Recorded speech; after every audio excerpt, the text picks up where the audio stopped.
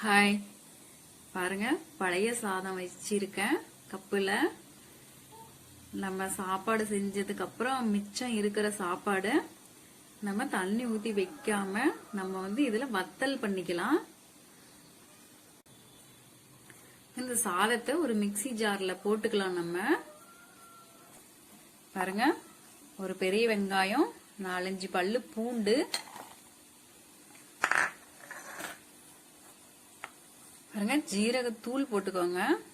நம்ம ஜீரகமா போட்டுக்கிட்டோமாக்கா அரைப்படலைனாக்கா நம்ம முறுக்கு உலக்கையில அடைச்சிக்கும். அதனால நம்ம தூளா போட்டுக்கலாம். பாருங்க, இது மிளகு தூள். பாருங்க, மஞ்சத்தூள் போட்டுக்கோங்க. தேவையான அளவு உப்பு போட்டுக்கோங்க.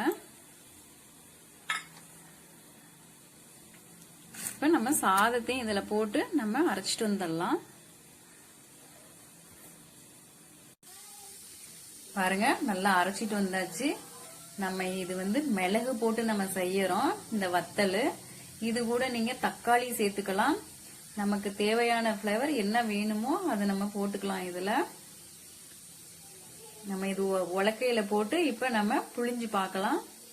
பாருங்க, நம்ம முறுக்கு புளிஞ்சாச்சு. சாதத்தை அரைச்சி நம்ம நல்லா புளிஞ்சு வச்சிருக்கோம். பாருங்க, நல்லா வெயில்ல 2-3 நாள் காயணும். வத்தல் நல்லா இருக்கும். நீங்களும் இது போல செஞ்சு பாருங்க. நம்ம தேவையான டிசைன் நம்ம போட்டுக்கலாம். முறுக்கு மாதிரி போடலாம், வளைவு வளைவா போட்டுக்கலாம், கோடு டிசைன் கூட போட்டுக்கலாம். பாருங்க, நம்ம வத்தல் போட்டு இருந்தோம், நல்லா காஞ்சிருச்சு. 2-3 நாள் ஆச்சு, நல்லா காஞ்சிருச்சு. பாருங்க, இதை நான் உங்களுக்கு நல்லா பொரிச்சு காட்டுறேன். வானல் வச்சாச்சு, எண்ணெய் ஊத்தியாச்சு, காஞ்சிட்டு இருக்கு.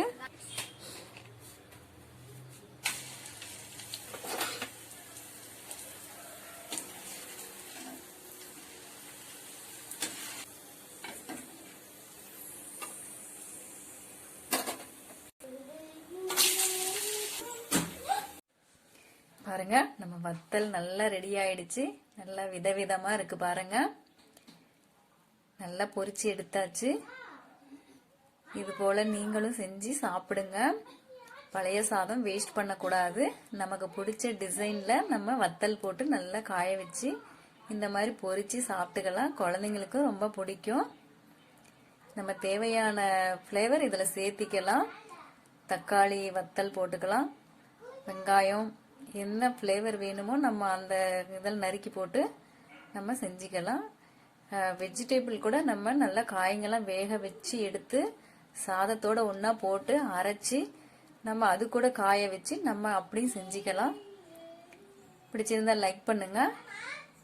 தேங்க்யூ.